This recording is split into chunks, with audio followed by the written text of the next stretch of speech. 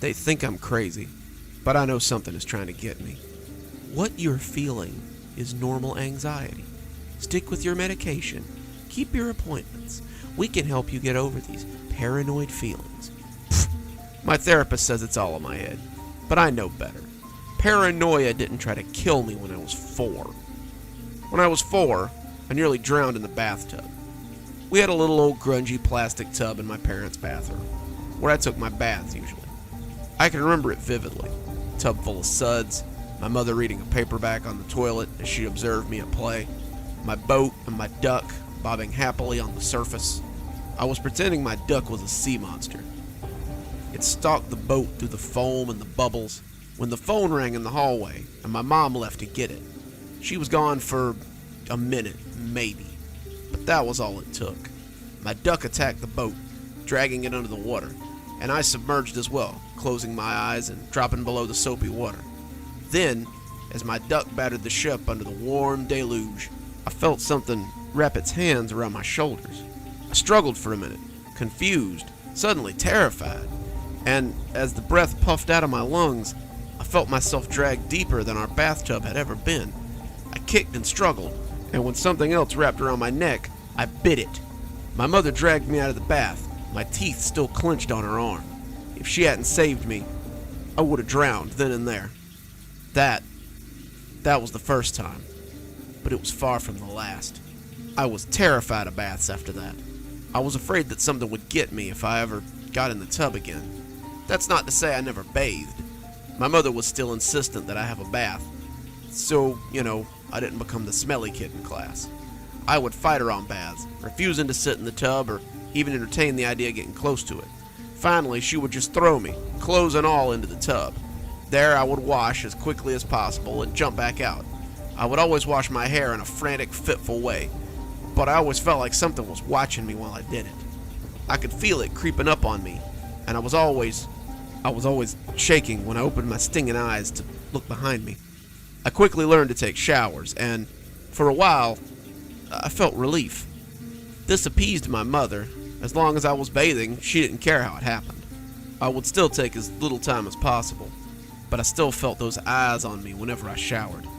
I could feel something slimy, something hateful, sitting on the corner of the tub or peeking at me from the drain, just waiting for its chance.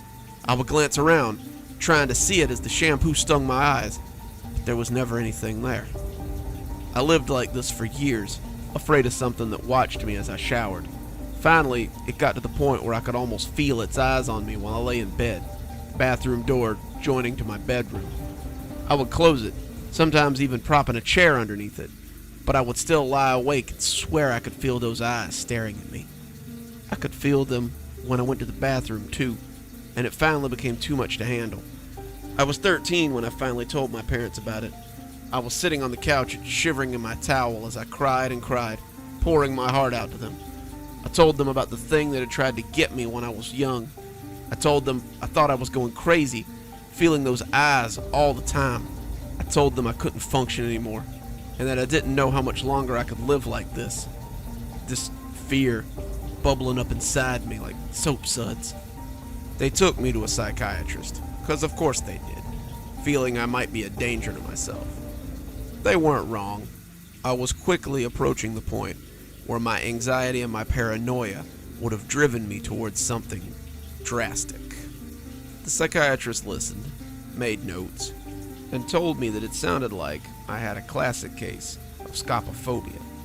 Since I'd been suffering from these fears since I was small, he put me on medication and suggested that my parents monitor me for any changes in behavior. His diagnosis brought on the most comfortable week of my life and nearly led to my death. The pills calmed me down, evened me out, allowed me to live outside my anxiety for the first time since I was 4. I could walk into the bathroom. I could sleep with the bathroom door open and no longer feel penetrating eyes on me as whatever stalked the bathroom watched me. My parents commented after the first week about how much calmer I seemed to be, how much happier. And that was when I made a colossal miscalculation. I decided to take a bath, something I hadn't done since I was 4, something I will never do again. It was something I decided on after a sudden whim. I was washing my face in the sink, getting ready to settle into bed, when I saw the bathtub in the mirror and thought how nice it would be to sit in the tub and read as the bubbles popped fragrantly around me. So I filled the tub with hot water, poured in a packet of bubble bath my mom kept under the sink. I watched the bubbles rise higher and higher and flipped off the water as it reached the appropriate level. Then I slid out of my comfortable sleep clothes and stepped into the luxurious folds of the warm water. I buried myself in the warm deluge, the bubbles enveloping me, and I leaned my head back against the towel I had rolled up. For almost a minute, I felt completely at ease. For that moment, I was completely at peace. As I sat there, letting the heat rise and steam around me, I never felt the insidious fingers as they crept around my throat. I was so at peace that I never felt the bobbing as something disturbed the water around me, getting into position. My eyes closed. I never saw whatever it was that loomed above me, preparing to throttle me into the warm water of my last bath. I opened my eyes for just a second as those strong hands wrapped around my neck and made eye contact with the source of my terror. It was thin, an emaciated corpse with blue-black skin that looked like fresh bruises. It was bald, its head gleaming wetly, and its face was all bones and sinew. Its arms were long, unnaturally long, its skin nearly breaking as its thin arms seemed to bulge with water damage. It was naked, but its waist was submerged beneath the water, thankfully. If its body was grotesque, then its teeth were the true horror. Its face was set in a rictus of a smile, its sharp little piranha teeth straining against each other as it throttled me. It was like he was smiling and wincing all at once. Then it fell backwards, and I fell along with it as we sank into the tub. The soapy water surrounded me, enveloping me in a warm, embryotic embrace as we sank into the bath that had been barely 3 feet deep a moment ago. It continued to choke me, its fingers digging into my skin as it tried to pull me closer so it could bite me with those sharp little teeth. It opened its mouth, my struggling sending bubbles up into the watery void, and I could see the teeth stained with something red, something gritty. I swung my fist at him, my hand slow as it cut through the water, and as my lungs burned, I think I really thought I was going to die right then and there. As he pulled me close, I curled my legs back and gave one drastic last endeavor to stay alive. I kicked my feet out into its stomach, and as the bubbles exploded out of its fanged maw, I turned my head and swam skyward for my life. My arms churned up the water, my legs sending me rocketing towards the surface, and all the while, I could feel it cutting up the water behind me. I dared not look behind me. I would see that thing swimming, its teeth flared and its long arms chewing up the distance, and I'd freeze. I could see a small oval of light hanging in the murky distance, and as I swam as fast as I could towards it. My legs burned and my arms ached.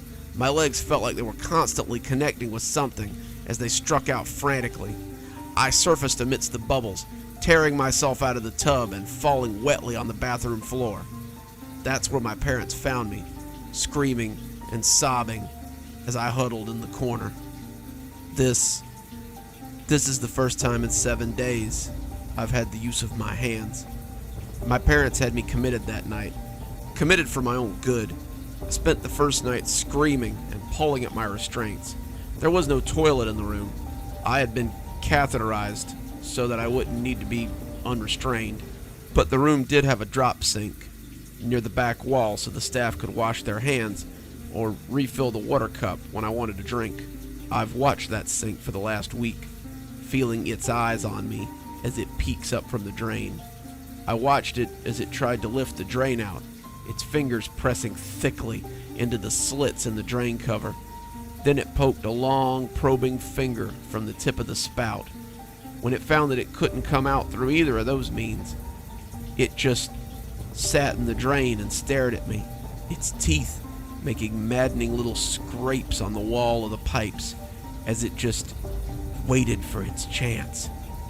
It would always disappear when the staff were there, but I knew what I had seen. hallucinations don't try to throttle you in the tub. It's watching me now as I write this.